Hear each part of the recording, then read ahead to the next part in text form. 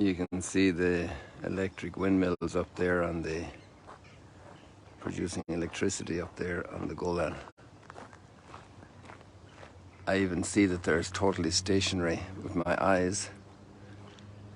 That means there's no wind blowing at all, as we can see here also, and our trees.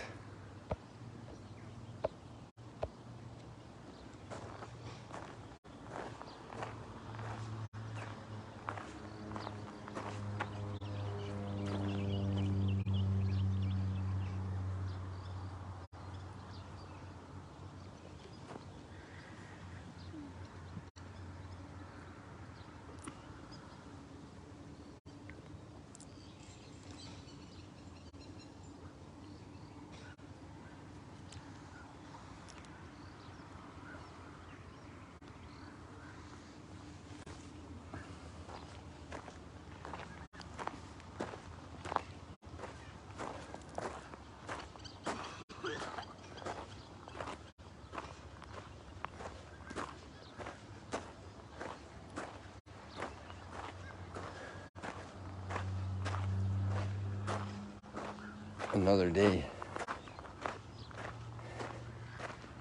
What will all happen today in so many people's lives as we grow in our relationships with each other. Decades of marriage,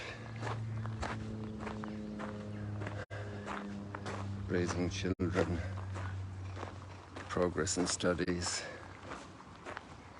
in scientific research, in technical developments.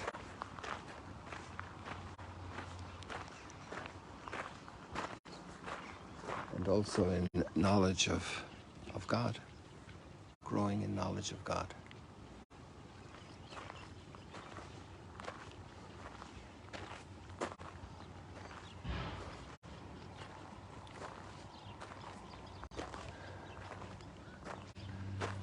In love of God,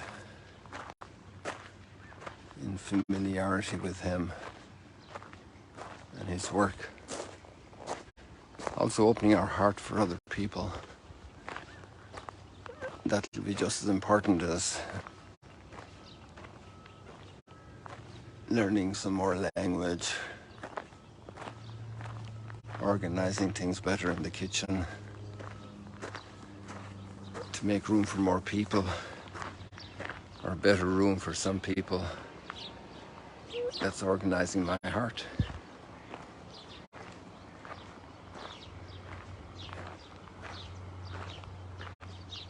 Dealing with things from the past, things in the present, things I fear in the future.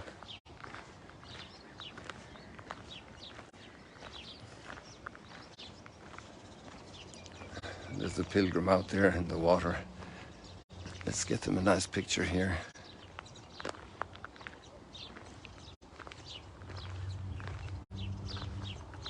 Swimming in the light.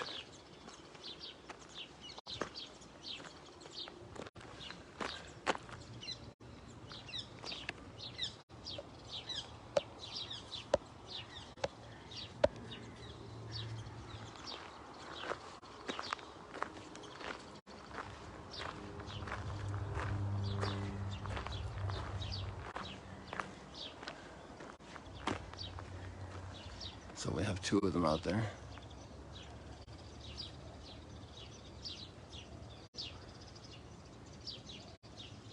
One there and another one further over.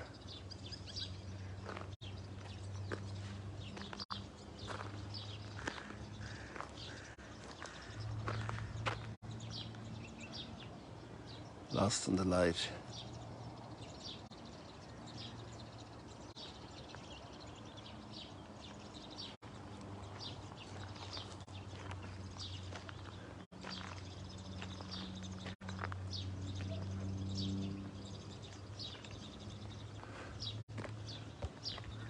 I had a nice short swim this morning as well. So in the blessings of being able to live in a spot like this, of the many, many, many blessings.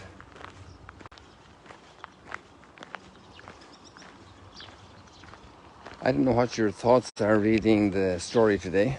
maybe some of you have read it already since yesterday, because before you go to bed, or if you're in California, yeah, you might still be going to bed right now on the west coast of the United States, North America, even South America. So it's still rather early here. It's just going to turn 6 o'clock.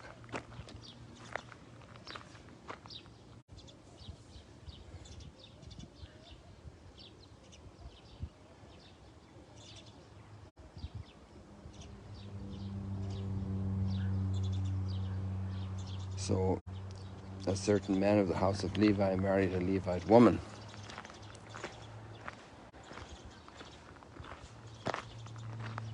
Who conceived and bore a son.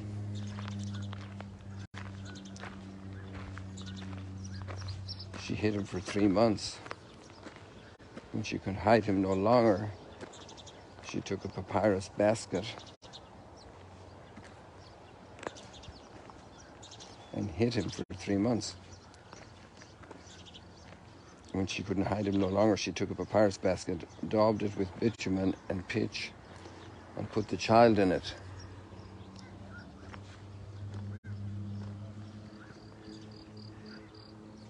Placing it among the reeds on the riverbank. A bit further down here, we saw some yesterday, some reeds, at least on the Instagram post. I'm not sure if on the Facebook post.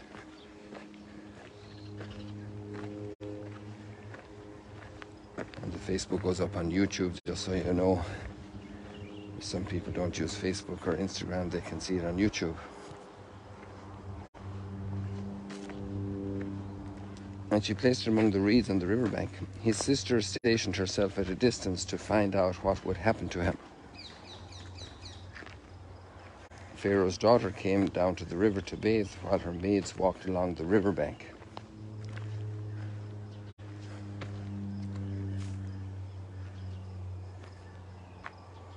Noticing the basket among the reeds, she sent her handmaid to fetch it. There was a baby boy crying. She was moved with pity for him.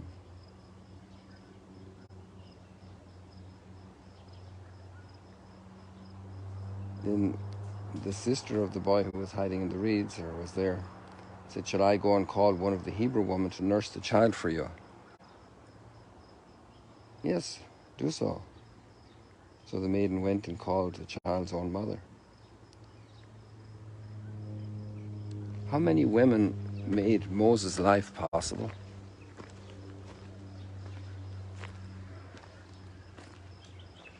You want to count them? Obviously, his mother, who had her 9 months in her womb. Oh, I think we have a failing crow right in front of us here. The ones that do all the squawking.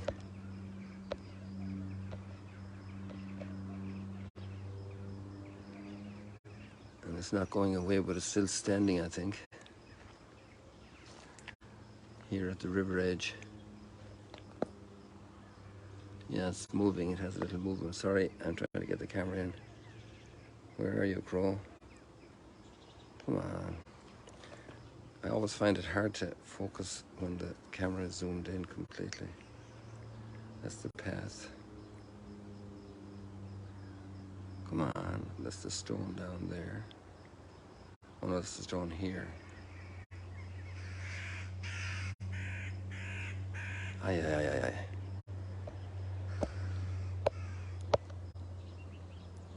There's the crow.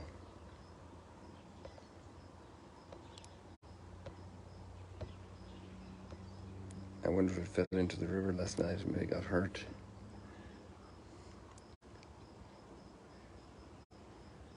The guard at our front door of the hotel was nursing a little bird that fell from the roof.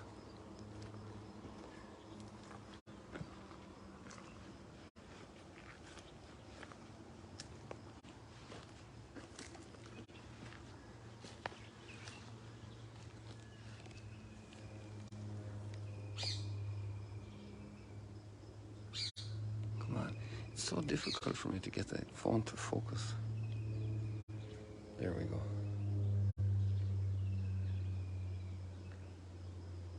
So you can see some life. You can see the little beak as well. check it when I'm coming back. So here we have reeds. Isn't that interesting?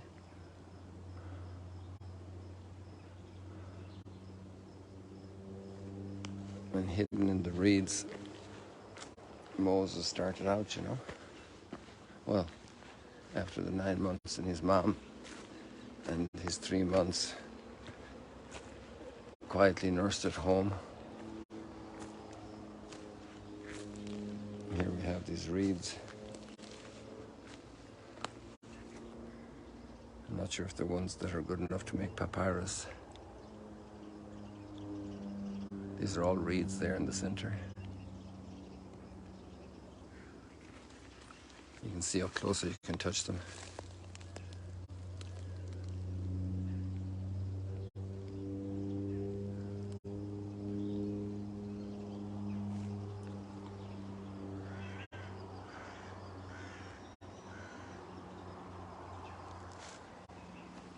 How many women in Moses' life to make his life viable? His mother, his sister,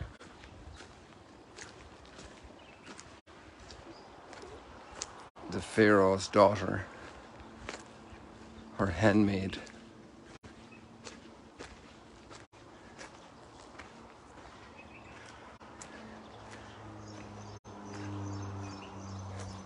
Isn't that interesting? I wonder if people think much about that.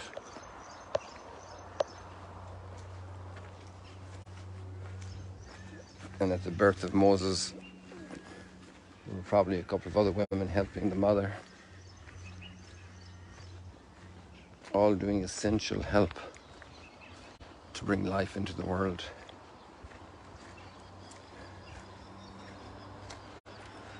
So much care and tenderness and love to bring life into the world. And then the harsh policies of rulers snuffing out life of the innocent. Those who have power over innocent life. Still today, the trafficking of human beings, decisions to go to war.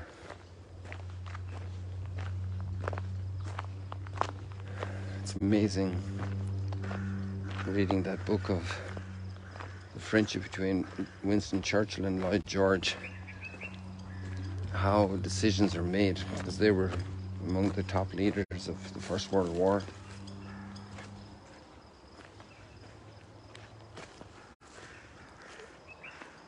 And Churchill also in the Second World War, and the other conflicts in between, and the conflicts afterwards. Decisions to go to war, decisions that certain peoples have to be liquidated and sent away and banished. And all life coming into the world with such tenderness, such care, such sensitivity. And the role of these 4 women, especially 4 women here, we counted the mother, the sister, Pharaoh's daughter, her assistant, and there were surely others involved also in the whole process, but these 4 main actors in making Moses' life possible, and the impact Moses has had, you know.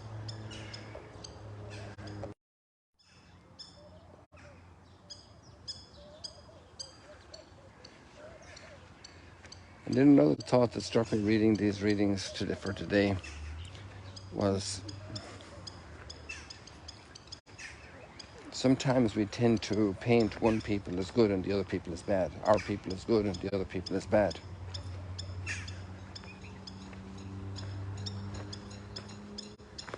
But it's very mixed. Here you have a policy of rulers oppressing a people, and yet there are some good people among them who are still moved by compassion, who don't follow the rule of hatred, the rule of there's still compassion in the heart, there's still the ability to do good. And maybe somebody that's very angry over the oppression of his people might have said, let's take out the Pharaoh's daughter because she's from this bad people.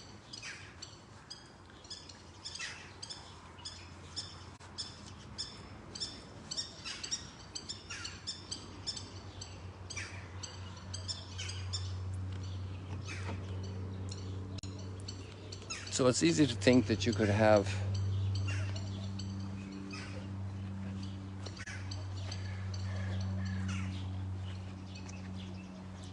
such a revolutionary, a rebel. Today they call them terrorists. Taking out the bad people on the other side.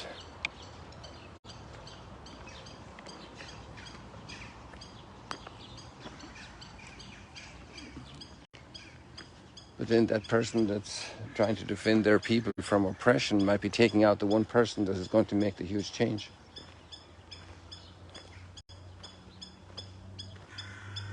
That God in all his providence is preparing to make a huge change. To bring a huge gift to humanity, to a people.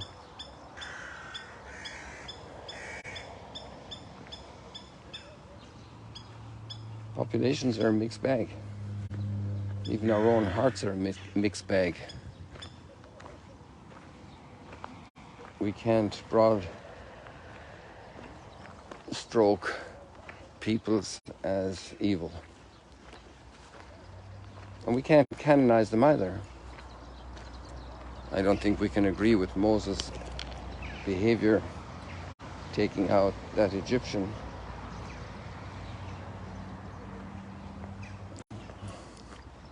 And killing him.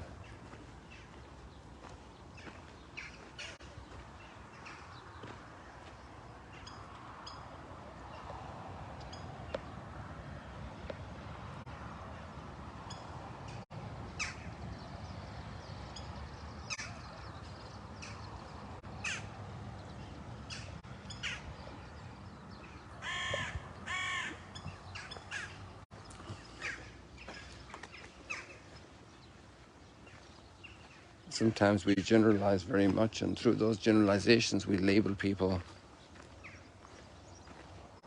and how we need to get to know everybody, every person.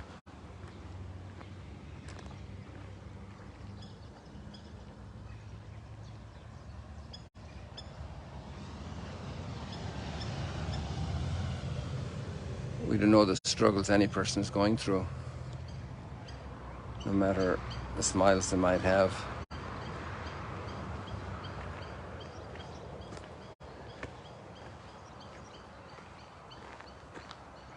We might feel very smug in our own complacency, self-contentment. And there's a wake-up call. Like Jesus' very strong words in today's gospel. Towns that were very self-assured, town populations. Chorazin was a very famous place for its wheat that was always brought to the temple in Jerusalem, the best wheat in the land.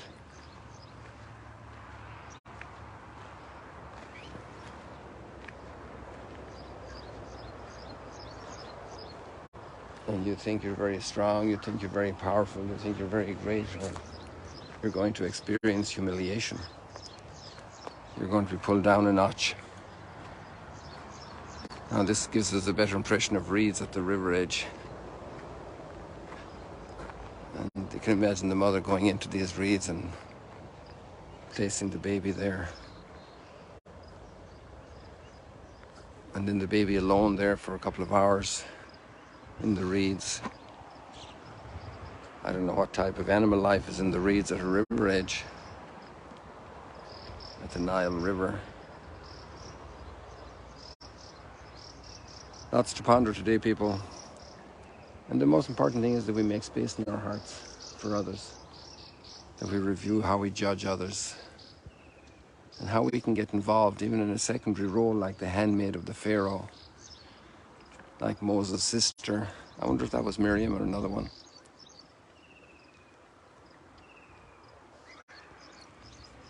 God bless you. See you later, alligators.